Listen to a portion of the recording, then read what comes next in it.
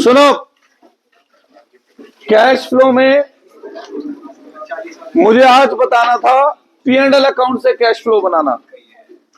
अभी तक हम लोगों ने जितना भी कैश फ्लो सीखा है उसमें हमें क्या गिवन होती थी, बैलेंस शीट। और अब मुझे आज रीजन भी बताना है कि हम एक्सपेंस को प्लस क्यों कर रहे हैं और इनकम को माइनस क्यों कर रहे हैं। ठीक है, तो ध्यान देना मेरी बात पे, यहां पे ध्यान मेरी बात पे भी दे रहे हैं आप कुछ। कैश फ्लो स्टेटमेंट में हमारे कोर्स में कौन सा मेथड है? इनडायरेक्ट। डायरेक्ट मेथड है या इनडायरेक्ट मेथड है? इसका जो मेन रीजन है या मेन डिफरेंस है वो आता है cash flow from operating activity पर। इसका सारा डिफरेंस किस पर आता है बेटा? Operating activity. इन्वेस्टिंग और फाइनेंसिंग में डायरेक्ट और इनडायरेक्ट में कोई डिफरेंस नहीं होता। ठीक है, वैसे भी अगर मैं बात करूं केवल पी एंड एल अकाउंट से, केवल पी एंड एल अकाउंट से, तो हम लोग केवल cash flow from operating activity पता लगा सकते हैं, इन्वेस्टिंग और फाइनेंसिंग नहीं पता लगा सकते। तो चलो पहले एक बार फॉर्मेट बनाता हूं, फिर रीजन बताता हूं हमारे फॉर्मेट में रीजन क्या था, ये सब कुछ उल्टा क्यों था। Cash flow from operating activity,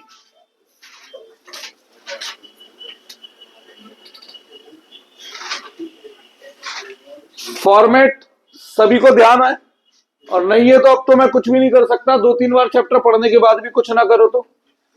सबसे पहले क्या लिखते थे इसके अंदर हम? प्रॉफिट एज पर पी एंड एल सरप्लस। फिर इसमें हम ऐड करते थे डिविडेंड मेड, टैक्स मेड, जिसे आप लोग प्रोविजन फॉर टैक्स भी कह देते हो, और ट्रांसफर टू रिजर्व। 2 लाइन मैंने छोड़ी थी, आज उन 2 लाइनों का यूज भी दिखाऊंगा। क्या निकल कर आता था? Profit before tax. फिर इसमें हम ऐड करते थे नॉन कैश या नॉन ऑपरेटिंग एक्सपेंस। तो मुझे आज ये बताना है कि एक्सपेंस हम वापस प्लस क्यों कर रहे हैं। माइनस करते थे नॉन कैश या non operating income. Income minus हो रही है, उल्टा दिख रहा है सब कुछ, क्यों? ये रीजन आज क्लियर करने वाले हैं। यहां से निकल कर आता था cash flow before working capital. फिर इसमें हम प्लस करते थे इंक्रीज इन करंट लायबिलिटी या डिक्रीज इन करंट एसेट। फिर इसमें माइनस करते थे इंक्रीज इन करंट एसेट या डिक्रीज इन करंट लायबिलिटी, और एट द एंड हम लेस करते थे टैक्स पेड। यही फॉर्मेट था। अब इस फॉर्मेट में सब कुछ उल्टा क्यों है, इसे समझाने के लिए मैं एक एग्जाम्पल के रूप में इनकम स्टेटमेंट बना रहा हूं। क्या बना रहा हूं? Income statement. एक एग्जाम्पल लेते हैं, इनकम स्टेटमेंट बनाते हैं, और फिर क्लियर करता हूं ये सब ऐसा क्यों चला बेटा। इनकम स्टेटमेंट, इनकम स्टेटमेंट में सबसे पहले क्या आता है? Revenue from operation. जनरली ये कुछ नया नहीं है, नेट सेल को ही हम लोग क्या कहते हैं? Revenue from operation. एक एग्जांपल ले लिया 10 लाख, ठीक है। फिर सेकंड नंबर पे हम लिखते थे अदर इनकम। क्या लिखते थे? Other income. इसमें कुछ एग्जांपल लेता हूं, जैसे commission receive 15,000 plus accrued commission 5,000, 20,000 आ गया बाहर। ठीक है। जैसे इंटरेस्ट रिसीव 12,000, जैसे profit on sale of investment 8,000। ये कुछ एग्जाम्पल लिए, क्या निकल कर आ गया? Total revenue 10,40,000। फिर हम लिखते थे एक्सपेंसेस, इनकम स्टेटमेंट तो ध्यान होगी। एक्सपेंसेस, एक्सपेंसेस के एग्जांपल यही लिख देता हूं। सैलरी 50,000, पहले purchase of raw material 5 lakh,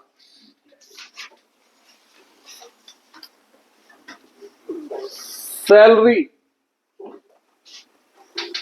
50,000, rent 20,000 plus outstanding rent. ये सब कुछ एग्जाम्पल के रूप में कर रहा हूं बेटा। 2,000, 22,000, एक एग्जाम्पल में इनकम स्टेटमेंट बना रहा हूं और इससे मैं ये क्लियर करूंगा। जैसे goodwill written of 10,000, stationery 18,000, insurance premium 20,000 minus prepaid insurance 5,000। नहीं, लेकिन P&L अकाउंट देकर उससे ऑपरेटिंग एक्टिविटी मांग सकते हैं, तो दोनों ही चीजें एक साथ सीख जाएंगे ना। रीजन प्लस P&L अकाउंट से कैसे बनता है ऑपरेटिंग एक्टिविटी, दोनों चीजें एक साथ सीखेंगे ना बेटा। Loss on sale of machinery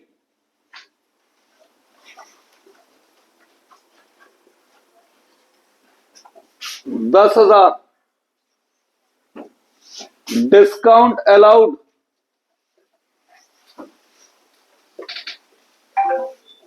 5,000,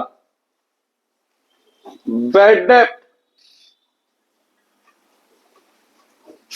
10,000। ये एग्जाम्पल है सब, ठीक है। क्या है ये सब बेटा? एग्जाम्पल है।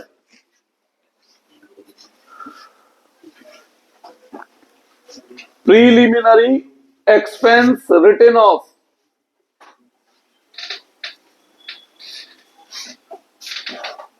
6,000, discount on issue of debenture return of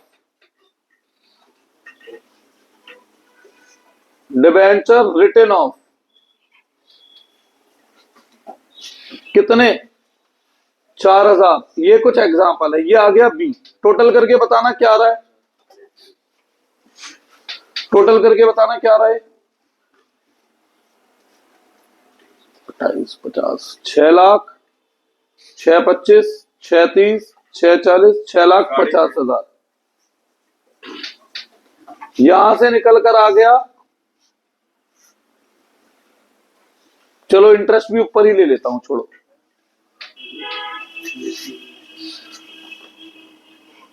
interest on loan 20,000, B 6,70,000। यहां से निकल कर आ गया profit before tax A minus B 10,40,000 minus 6,70,000 3,70,000। इसमें हम माइनस करते हैं प्रोविजन फॉर टैक्स। बेसिकली ये करंट ईयर वाला होता है। कब का होता है ये? करंट ईयर वाला। एक एग्जांपल ले लिया 1,70,000। क्या निकल कर आएगा? Profit after tax.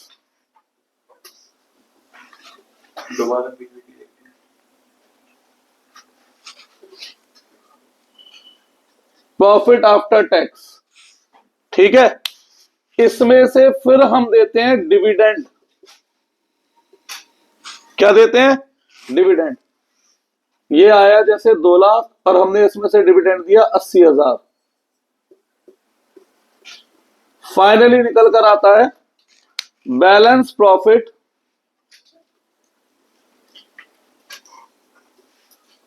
Transfer to reserves या बैलेंस शीट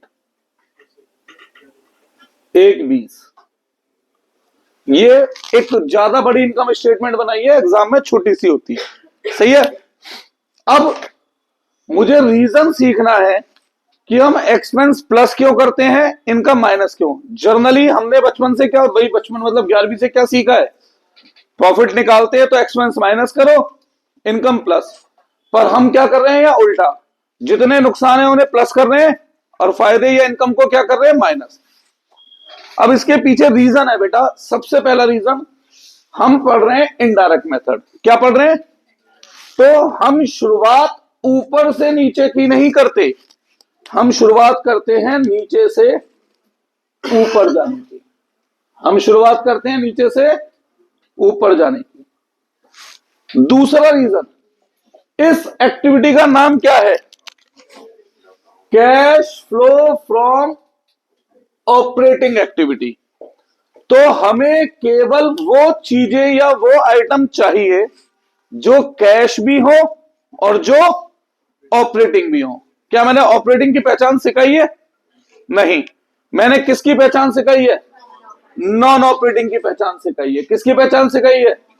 तो जो चीज नॉन ऑपरेटिंग नहीं है वो क्या बन जाएंगी? ऑपरेटिंग। तो हमें वो कैश चाहिए जो किससे अर्न किया हो हमने? ऑपरेटिंग।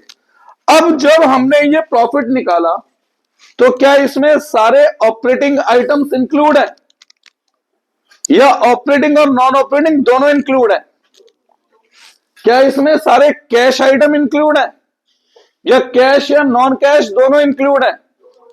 तो हमें चाहिए केवल क्या, और इसमें नॉन कैश भी शामिल है। नहीं चाहिए तो हटा देना है, उसे रिवर्स कर देना है। तो ध्यान से सोचो, मैंने यहां क्या करा है? ए माइनस बी। इसका मतलब मैंने सारे एक्सपेंस को क्या करा होगा? माइनस किया होगा। मैंने सारे एक्सपेंस को क्या करा होगा? माइनस किया होगा। और सारी इनकम को मैंने क्या करा होगा? प्लस। ए माइनस बी, यही है ना। अब इसमें ऑपरेटिंग आइटम भी शामिल है और नॉन ऑपरेटिंग, और हमें केवल कौन सा आइटम चाहिए? नॉन ऑपरेटिंग हमें नहीं चाहिए, ठीक। क्या चाहिए? ऑपरेटिंग। तो बेटा ऑपरेटिंग तो इसमें है ही शामिल, उन्हें तो छोड़ दो। जो मुझे नहीं चाहिए उसे इस लिस्ट में से क्या कर दो? बाहर निकाल दो। अब अगर सपोज करो मुझे एक्सपेंस को इस लिस्ट में से बाहर निकालना है, तो एक्सपेंस पहले क्या हो चुके हैं, तो उन्हें कैंसिल करने के लिए, बाहर निकालने के लिए मुझे क्या करना पड़ेगा? इसी वजह से एक्सपेंस प्लस हो रहे हैं। मेन रीजन क्योंकि इनडायरेक्ट मेथड है। दूसरा, मुझे कैश आइटम चाहिए, नॉन कैश। क्या इसमें कैश है? कैश आइटम है और मुझे चाहिए, पड़े रहने दो। पर मुझे नॉन कैश आइटम, पर वो इसमें इंक्लूड है, इस लिस्ट से मुझे बाहर निकाल देना है। क्या करूं? वापस जा रहा हूं, बाहर निकालना है तो क्या करूं? कैंसिल करने के लिए प्लस करो। इसीलिए हम क्या कर रहे हैं बेटा, नॉन ऑपरेटिंग एक्सपेंस को या नॉन कैश एक्सपेंस को क्या कर रहे हैं? प्लस कर रहे हैं। सेम ये रीजन किस पे लागू होता है? इनकम पर। शुरू करें अब, ठीक है। अब देखो हमने शुरुआत कहां से करनी होती है? सबसे एंड से, इस 1/20 से शुरुआत की हमने। अब वापस चलना शुरू करते हैं और मुझे आप बताना क्या मुझे चाहिए, नहीं चाहिए। डिविडेंड, पहली बात, डिविडेंड हम किस पर देते हैं? शेयर्स पे देते हैं। तो ये किस एक्टिविटी का खर्चा है? ये फाइनेंसिंग का खर्चा है। तो ये ऑपरेटिंग एक्सपेंस है, नॉन ऑपरेटिंग। और हमें केवल कौन से एक्सपेंस चाहिए? क्या नॉन ऑपरेटिंग एक्सपेंस हमें चाहिए, नहीं चाहिए? नहीं चाहिए। तो इसे क्या करो? बाहर निकाल के फेंक दो। पहले माइनस हो चुका है, बाहर निकालूंगा, वापस रिवर्स करूंगा तो क्या करूं? इसीलिए हमने डिविडेंड मेड यहां पर प्लस किया। ठीक है बेटा, कोई डाउट इसमें? वापस चलते हैं, ये तो निकल कर आया है। प्रोविजन फॉर टैक्स, पहले बताओ ये ऑपरेटिंग है नॉन ऑपरेटिंग है? ये ऑपरेटिंग है। भाई टैक्स तो हर साल देना होता है ना, इनकम पर देना होता है। इसका एसेट लाइबिलिटी से कोई मतलब नहीं है, लॉन्ग टर्म एसेट से, लॉन्ग टर्म लाइबिलिटी से, तो ये ऑपरेटिंग है। पर करंट ईयर का टैक्स मैं कब पे करूंगा? तो करंट ईयर का टैक्स करंट ईयर के लिए ऑपरेटिंग है या नॉन ऑपरेटिंग है?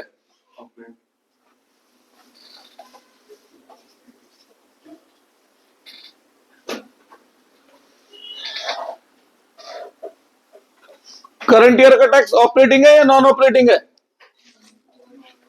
तो सॉरी, ऑपरेटिंग तो है, बट क्या है ये करंट ईयर के लिए नॉन कैश है। क्या है ये?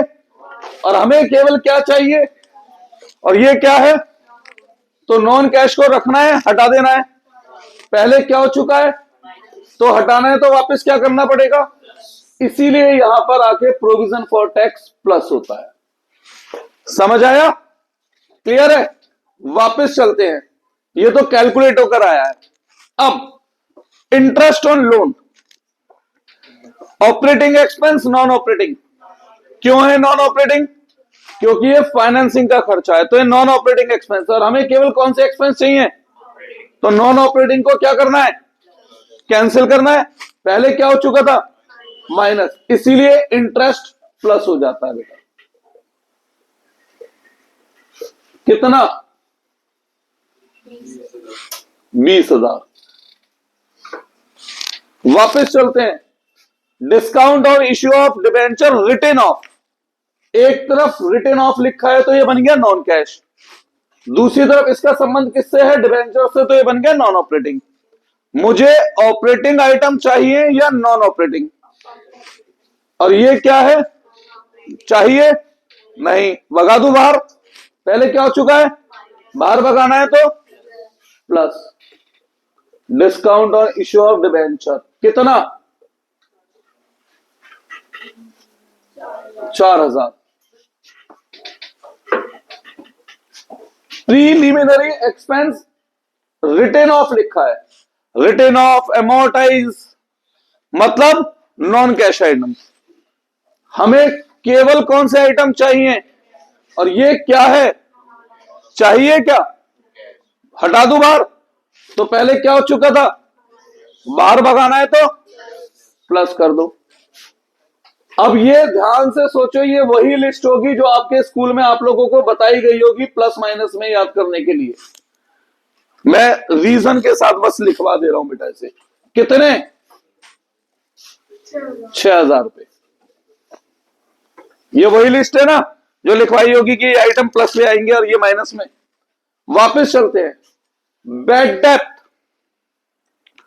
सबसे पहले बताओ ये ऑपरेटिंग है नॉन ऑपरेटिंग है? ये नॉन ऑपरेटिंग या ऑपरेटिंग? ये ऑपरेटिंग लॉस है, और लॉस आने वाले पैसे को रिड्यूस करता है, तो इसे हम कैश लॉस मानते हैं। ठीक है, चाहिए नहीं चाहिए? चाहिए है इसमें पहले से, तो जो चीज पहले से है और चाहिए भी तो उसे इग्नोर करो। इसीलिए मैं ऑपरेटिंग आइटम को क्या करवाता था? इग्नोर। वापस चलते हैं, कुछ नहीं करना है इसका।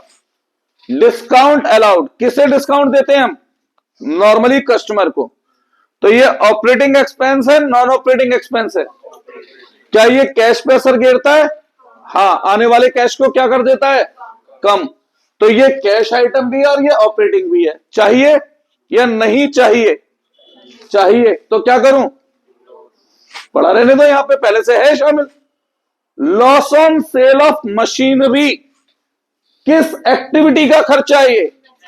इन्वेस्टिंग का। तो ये ऑपरेटिंग एक्सपेंस है नॉन ऑपरेटिंग?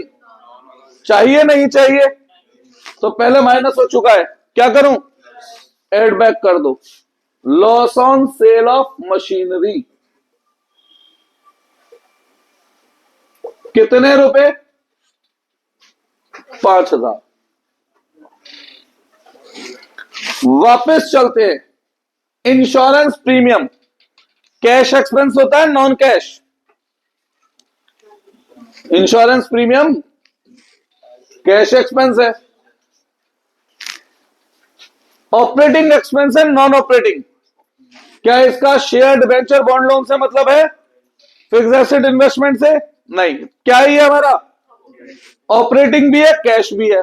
तो क्या करूं, इग्नोर, क्योंकि मुझे चाहिए और ये ऑलरेडी इंक्लूड है। स्टेशनरी ऑपरेटिंग एक्सपेंस है, नॉन ऑपरेटिंग, कैश एक्सपेंस है, नॉन कैश, चाहिए या नहीं चाहिए, तो इग्नोर करो, वापस चलो। गुडविल रिटन ऑफ, एक तरफ तो रिटन ऑफ लिखा है, नॉन कैश हो गया, दूसरी तरफ गुडविल लिखा है, तो ये नॉन ऑपरेटिंग भी हो गया। तो नॉन ऑपरेटिंग या नॉन कैश क्या करने हैं, रिवर्स कर देने, हटा देने। पहले क्या हो चुका था, इसीलिए गुडविल रिटन ऑफ क्या हो जाएगा, यहां प्लस हो जाएगा। गुडविल रिटन ऑफ कितना, 10,000, 10 है 18, 10 ही है। रेंट पहले बताओ, ऑपरेटिंग एक्सपेंस है, नॉन ऑपरेटिंग एक्सपेंस है, भाई ऑपरेटिंग एक्सपेंस है, इसका फिक्स एसेट से मतलब नहीं है। मेरी अपनी जमीन होती तो रेंट कोई ना देता मैं, और ना ही इसका शेयर्ड वेंचर से मतलब है। कैश एक्सपेंस है, नॉन कैश, कैश एक्सपेंस है, तो चाहिए हमें, स्किप करो, इग्नोर करो। सैलरी ऑपरेटिंग एक्सपेंस है, नॉन ऑपरेटिंग, कैश एक्सपेंस है, नॉन कैश, चाहिए, छोड़ दो। Purchase of raw material operating expense है, नॉन ऑपरेटिंग, कैश या नॉन कैश, चाहिए, छोड़ दो। क्लियर है क्या चीज इसमें से रिवर्स होनी है, क्या नहीं। और इसीलिए मैंने फर्स्ट डे में आपको सबसे पहले क्या सिखाया था, नॉन ऑपरेटिंग पहचानना, ऑपरेटिंग तो मैंने पहचानना ही नहीं सिखाया। ठीक है बेटा, वापस चलते हैं अब आगे। Income, profit on sale of investment किससे संबंध है, तो किस एक्टिविटी की इनकम है, ये इन्वेस्टिंग की इनकम है, तो ये ऑपरेटिंग इनकम है, नॉन ऑपरेटिंग, चाहिए हमें इनकम, ये नहीं चाहिए, क्योंकि हमें कैश प्लस ऑपरेटिंग चाहिए। तो ये पहले प्लस हो चुकी है, तो रिवर्स करने के लिए क्या करूं, माइनस इंटरेस्ट, क्या लिखा है, profit on sale of investment, profit on sale of investment कितना, 8,000, माइनस क्यों हो रहा है, क्लियर है। वापस चलते हैं। इंटरेस्ट रिसीव किस पर होता है, इंटरेस्ट रिसीव हमें इन्वेस्टमेंट पर, तो ये किस एक्टिविटी की इनकम है, किसकी, इन्वेस्टिंग की, तो ये ऑपरेटिंग इनकम है, नॉन ऑपरेटिंग, तो नॉन ऑपरेटिंग इनकम हमें कैंसिल करनी है। पहले प्लस हो चुकी थी, तो क्या करूं, इसे अब माइनस करूंगा। कितने रुपए हैं, 12,000। कमीशन रिसीव ऑपरेटिंग इनकम है, नॉन ऑपरेटिंग, बताएं, ऑपरेटिंग इनकम है भाई। नॉन ऑपरेटिंग कैसे है, क्या इसका शेयर्ड वेंचर से मतलब है, क्या इसका फिक्स एसेट या नॉन करंट इन्वेस्टमेंट से मतलब है, नहीं, तो ये क्या है, ऑपरेटिंग। और कमीशन कैश में होता है, तो ये कैश इनकम भी है और ऑपरेटिंग इनकम भी है, तो चाहिए, तो क्या करूं, छोड़ दो। नेट सेल्स ऑपरेटिंग इनकम है, नॉन ऑपरेटिंग, कैश या नॉन कैश, चाहिए, छोड़ दो। पहले बताओ यहां तक कोई डाउट है। अब इसका रीजन देखना है हमें, है ना, किसका रीजन देखना है, लक्ष्य जी सोना नहीं है, यहां ध्यान दे लो। अब करंट लायबिलिटी बढ़ती है तो हम ऐड क्यों कर रहे हैं, सही है। अब ध्यान दे हमने कमीशन रिसीव के नाम पे कितनी इनकम छोड़ दी, 20, पर एक्चुअल में सच सच बताना कैश इनकम 20,000 है, 15,000 है, तो हमें 20,000 लिखने चाहिए थे, 15 लिखने चाहिए थे, पर हमने कितने छोड़ रखे हैं, तो इस 5,000 को एडजस्ट करना है, नहीं करना है, ठीक है। क्या ये 5,000 मेरी कैश इनकम है, तो ये क्या होनी चाहिए, माइनस होनी चाहिए ना, क्योंकि ये नॉन कैश है। ध्यान से सुनो, एक्रूड इनकम क्या होती है बेटा, करंट एसेट। अब मुझे यहां पर 2 साल तो दे नहीं रखे, तो मैं तो यही मानूंगा प्रायर आइटम क्या है, 0 है, तो पुराना एक्रूड इनकम 0 है और नया कितना है, 5, और इस 5,000 को कैंसिल करना है। पहले क्या कर रखा था, अब कैंसिल करना है, तो तो इसीलिए जब करंट एसिड बढ़ते हैं, इसीलिए जब करंट एसिड बढ़ते हैं तो माइनस में लिखते हैं, इंक्रीज इन एक्रूड इनकम। कितनी? 5। माइनस क्यों करी? क्लियर है बात? क्योंकि नॉन कैश को रिप्रेजेंट कर रही है। तो अगर करंट एसिड बढ़ रहा है मतलब वो नॉन कैश इनकम को रिप्रेजेंट कर रहा है। सही है? किसे रिप्रेजेंट कर रहा है वो? इसीलिए इंक्रीज इन करंट एसिड क्या करा गया? माइनस। आगे देखते हैं, हमने कितना रेंट छोड़ रखा है? एक्चुअल में कितना रेंट कैश वाला था और हमने कितना रेंट छोड़ रखा है? तो ध्यान से सोचो तो 2000 नॉन कैश आइटम है। आउटस्टैंडिंग एक्सपेंस किसे रिप्रेजेंट करते हैं? अब ये पहले क्या हो चुका है? माइनस। और जबकि हमें केवल कैश वाला हिस्सा माइनस करना था, ये भी माइनस हो चुका है। तो क्या करें इसे वापस? इसीलिए अगर करंट लायबिलिटी बढ़ती है तो माइनस करते हैं। करंट लायबिलिटी बढ़ रही है तो ये रिप्रेजेंट करती है नॉन कैश एक्सपेंस को। किसे रिप्रेजेंट करती है ये? नॉन कैश एक्सपेंस को। और नॉन कैश एक्सपेंस वापस हमें कैंसिल करने के लिए क्या करने हैं? प्लस करने हैं। क्लियर है? रीजन क्यों ऐसा हुआ था? आगे बढ़ते हैं। हमने कितना इंश्योरेंस छोड़ा है एज ए एक्सपेंस? बट बेटा कैश में तो हमने 20 दिए है ना। कैश में कितना दिया है? तो कायदे में कैश एक्सपेंस 20,000 है, 15,000 है? 15,000 है। कैश एक्सपेंस कायदे में है 20, पर हमने छोड़ केवल कितना रखा है? तो 5,000 का और कैश एक्सपेंस दिखाओ। कैश एक्सपेंस से कैश बढ़ेगा कम होगा? कम होगा, इसलिए माइनस। तो इसीलिए अगर करंट एसिड बढ़ता है तो minus. Increase in prepaid expense कितना? 5,000। क्लियर हो गया बात? अब टैक्स पेड तो हमें जनरली क्वेश्चन खुद देगा।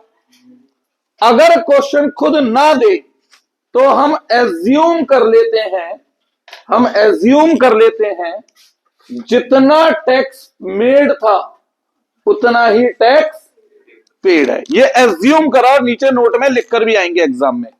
ठीक है? अगर एक ही टैक्स दे रखा है तो उसी अमाउंट को टैक्स मेड भी मान रहे हैं और उसी अमाउंट को टैक्स पेड भी मान रहे हैं।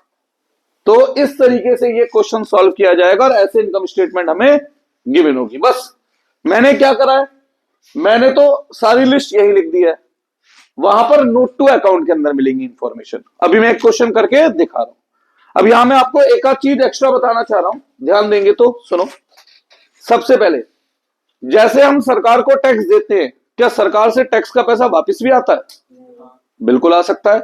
अगर मैंने एक्स्ट्रा पेमेंट कर दी होगी टैक्स की तो भाई गुंडे कोई ना है जो हड़प के बैठ जाएंगे पैसा। क्या करना पड़ेगा? उन्हें वापस लौटाना पड़ेगा, जिससे हम क्या कहते हैं? Refund of tax. क्या बोलते हैं बेटा? तो रिफंड ऑफ टैक्स का जस्ट टैक्स मेड और पेड से रिवर्स ट्रीटमेंट कर दो, उल्टा, अपोजिट है ना। तो रिफंड मेड अगर है तो माइनस करेंगे, क्या करेंगे? रिफंड मेड को। और रिफंड रिसीव को क्या करेंगे? प्लस। सेम बात अगर दोनों अलग अलग बता रखी है तो वेल एंड गुड, नहीं तो एक ही अमाउंट को रिफंड मेड भी मान लेना है और उसी को रिफंड रिसीव भी मान लेना है। यहां तक कोई डाउट? श्योर? अब आगे बढ़ता हूं। मैंने आप लोगों को ऑपरेटिंग सोचना क्यों नहीं सिखाया, मैं उसका एक रीजन देता हूं, एक एग्जांपल देता हूं। यहां पर एक एक्सपेंस होता loss of sale by goods, loss of goods by fire. Reality में, एक्चुअल में क्या ये ऑपरेटिंग आइटम है, नॉन ऑपरेटिंग है? एक्चुअली में नॉन ऑपरेटिंग है। ठीक है, तो इसे क्या करना चाहिए? कैंसिल। ये पहले क्या हो चुका है? माइनस। तो भैया हमने इसे कैंसिल कर दिया प्लस। ऊपर क्यों? क्योंकि इसमें पूरा नाम होता है यहां पर profit before tax and extra ordinary item. Actually में इसका पूरा नाम ये होता है बेटा, और ये क्या है? एक्स्ट्रा ऑर्डिनरी आइटम है। पहले क्या हो चुका था? माइनस। तो हमने यहां पे क्या कर दिया? Plus. Loss of goods by fire कितने रुपए? जो भी रुपए रहे होंगे XYZ। ठीक है? अब हमने इसे नॉन ऑपरेटिंग मान के क्या कर दिया, कैंसिल। तो भैया अगर ये नॉन ऑपरेटिंग है तो ये किसका पार्ट होना चाहिए था, या तो फाइनेंसिंग का या इन्वेस्टिंग का। भैया इस लॉस को लेके हम गए फाइनेंसिंग वालों के पास, कीजिए आपका लॉस है अपने पास रख लो। तो फाइनेंसिंग वालों ने हमसे पूछा भाई साहब क्या इसका संबंध शेयर डिबेंचर बॉन्ड लोन से है, तो है या नहीं है। तो भैया हम कैसे रख लें, ये हमारा लॉस नहीं है। फाइनेंसिंग वालों ने इसे वापस लौटा दिया। फिर हम इसे किसके पास लेके गए, इन्वेस्टिंग वालों के पास, जी ये आपका लॉस है रख लो। तो इन्वेस्टिंग वालों ने हमसे पूछा क्या ये शेयर फिक्स एसेट या नॉन करंट इन्वेस्टमेंट से इसका कोई मतलब है नहीं है, नहीं है। तो वो बोले कि भाई साहब हमारा लॉस भी नहीं है, वापस ले जाओ। अब लौट के लॉस वापस किसके पास आ गया, मेरे पास। तो वापस मुझे ही इस लॉस को क्या करना पड़ेगा, loss of goods by fire minus करना पड़ेगा। तो ध्यान से सोचो, इसको मैं प्लस भी करूंगा इसी में, इसी को मैं इसमें माइनस करूंगा, तो सोच के फायदा ही क्या होगा इसका।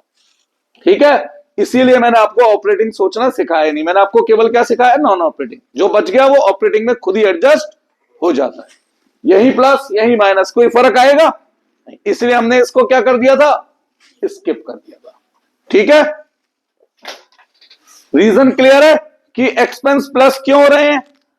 इनडायरेक्ट मेथड में कोई चीज माइनस हो चुकी थी और हमें नहीं चाहिए, तो उसे कैंसिल करने के लिए हम क्या कर रहे हैं, प्लस। इनकम माइनस क्यों हो रही है, इनडायरेक्ट मेथड में कोई चीज प्लस हो चुकी थी और हमें नहीं चाहिए, तो कैंसिल करने के लिए हम उसे क्या कर रहे हैं, माइनस। करंट एसेट अगर बढ़ता है तो माइनस क्यों हो रहा है, करंट एसेट अगर बढ़ता है तो वो किस चीज को रिप्रेजेंट करता है, नॉन कैश इनकम को या एक्स्ट्रा कैश एक्सपेंस को, इसलिए माइनस। करंट लायबिलिटी बढ़ती है तो प्लस क्यों हो रहा है, करंट लायबिलिटी अगर बढ़ती है तो वो रिप्रेजेंट करती है नॉन कैश एक्सपेंस को, इसलिए वो क्या हो रही है, प्लस।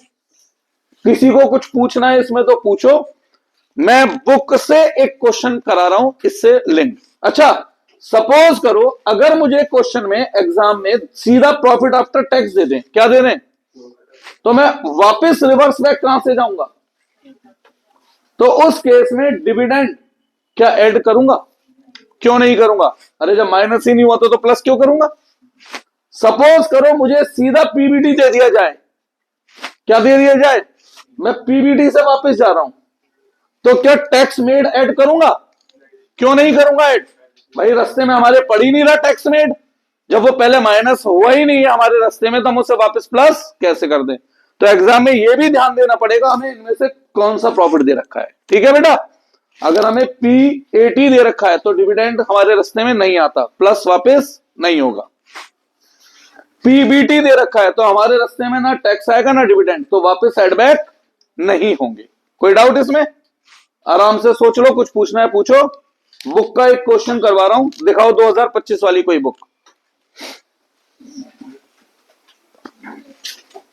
पूरा रीजन दे दिया है कि प्लस वाले आइटम क्यों प्लस में लिखे हैं और माइनस वाले क्यों माइनस में लिखे हैं। जस्ट एक क्लास और बचेगी आज के बाद इसकी, और फिर आऊंगा डिबेंचर पे। रिवीजन ही चल रहा है, रिवर्स में रिवीजन लेके चल रहा हूं। रेशियो जस्ट अभी शाम को खत्म हुआ है इसलिए नहीं करा रहा, कंपैरेटिव कॉमन साइज करा चुका हूं।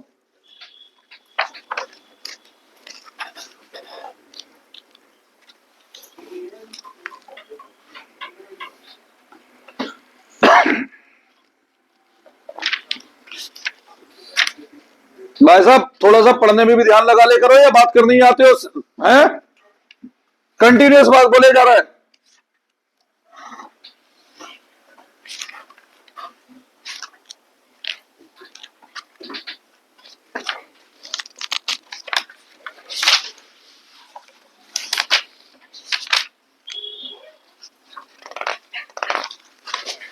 यार एक पेज चिपक गया,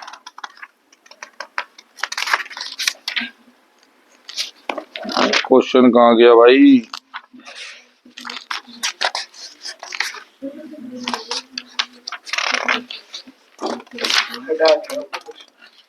हटा नहीं दिया होगा पीछे, मैं रजिस्ट्रेशन में देख रहा था, मैं भी क्वेश्चन में हूं, क्वेश्चन में देखते हैं।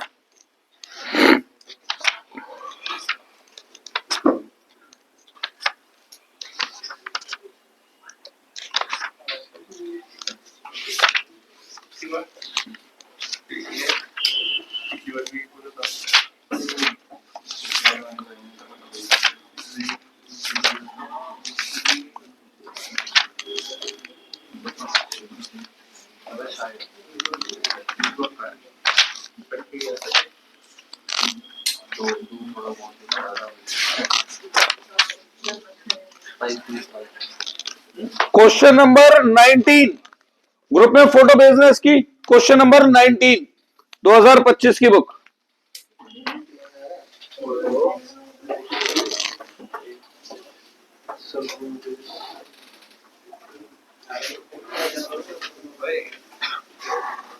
Question number 19।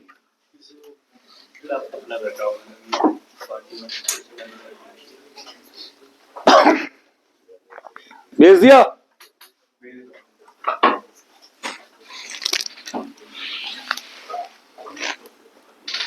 साहिब एक कपड़ा देना बेटा।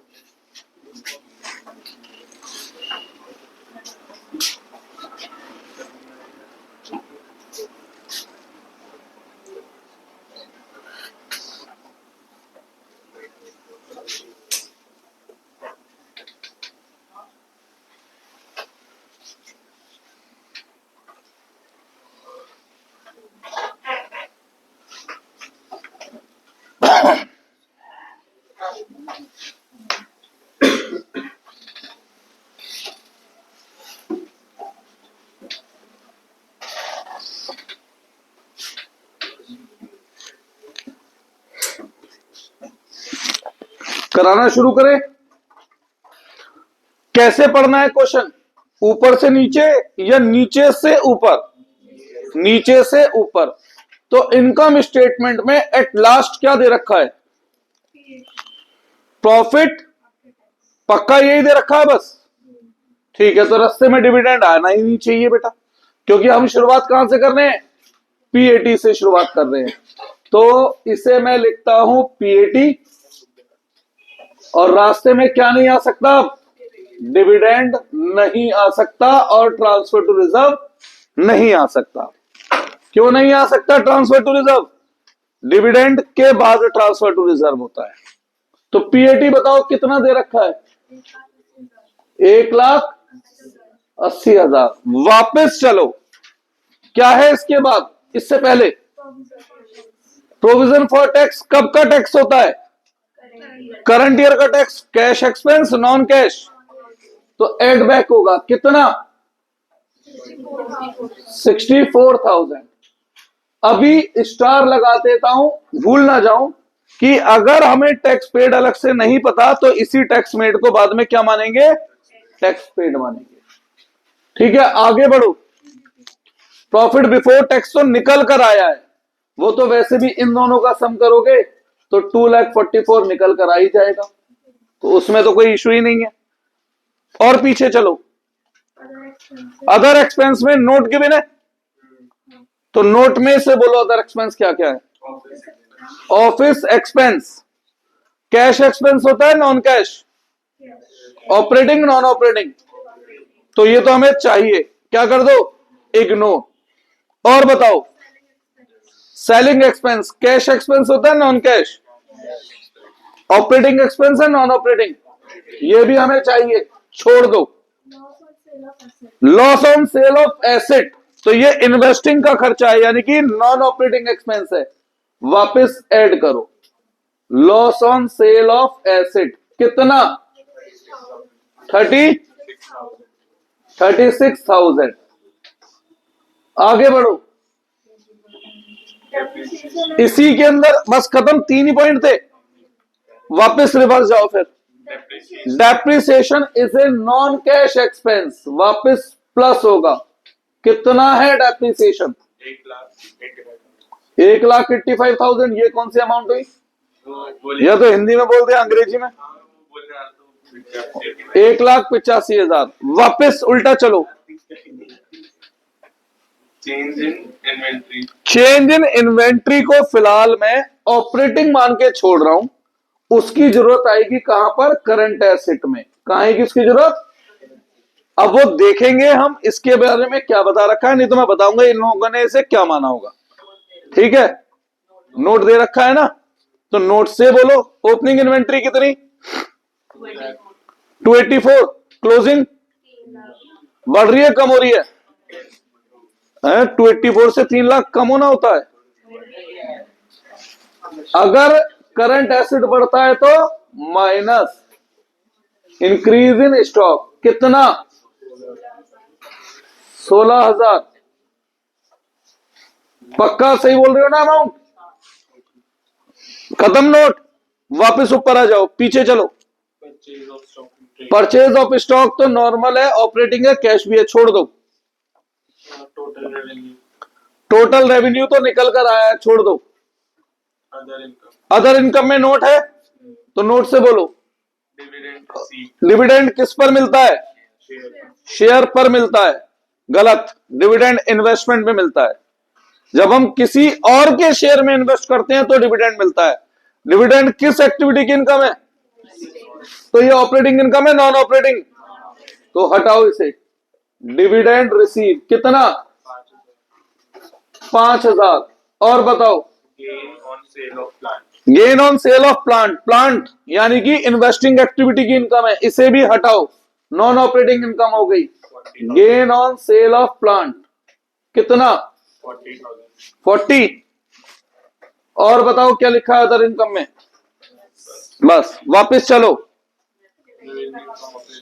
ये तो नॉर्मल ऑपरेटिंग भी है, कैश भी है, छोड़ दो और पीछे चलो। बस अब नीचे देखो, करंट एसेट लायबिलिटी की कोई लिस्ट तो नहीं दे रखी? दे रखी है, बताओ क्या क्या? ट्रेड पेबल करंट एसेट है। बढ़ रहे हैं कम हो रहे हैं? डेट ध्यान करके बोलना। बढ़ रहे हैं तो minus. Increase in trade payable कितना? कितना? 28 पेबल है, Trade payable. Sorry, increase in trade payable. Trade payable liability होती है, लाइबिलिटी बढ़ती है तो प्लस कितना? 28,000। बेटा मैं रिसीवर पे ध्यान चला गया मेरा। आगे बढ़ो। Trade receivables. बढ़ रहे हैं कम हो रहे हैं? तो increase in trade receivable minus कितना? 37। और बढ़ो आगे। Office expenses outstanding. Outstanding expense current liability होती है, बढ़ रही है कम हो रही है? कम हो रही है। डिक्रीज इन आउटस्टैंडिंग एक्सपेंस कितना? ये भी माइनस होगा। और बताओ। Selling expenses outstanding. Outstanding selling expense बढ़ रहे हैं कम हो रहे हैं? बढ़ रहे हैं, तो लायबिलिटी बढ़ती है तो plus. Increase in outstanding expense कितना? आगे बढ़ो। खत्म। टैक्स के बारे में कुछ अदर इंफॉर्मेशन नहीं है, तो जो पेड था, जो मेड था, वही क्या बन जाएगा? पेड बन जाएगा। अब बेटा प्लस वाले बाहर लाके प्लस कर लो, कितना टोटल बन रहा है?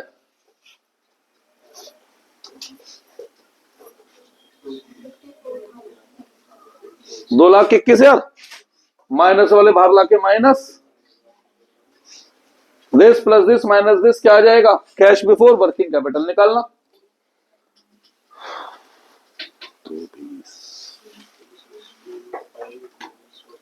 एक बार चेक कर लो, मैं कुछ भी जल्दबाजी में कर रहा हूं। ये बाहर आके प्लस और ये टोटल बाहर आके माइनस। 16 और 5 21 और 37 करना, ये प्लस माइनस आंसर आ जाएगा आपका। सही है। ठीक है, तो ये था। अगर P&L स्टेटमेंट आ जाए तो उससे कैसे कैश फ्लो स्टेटमेंट होगा, और उसमें केवल हम क्या बना पाएंगे?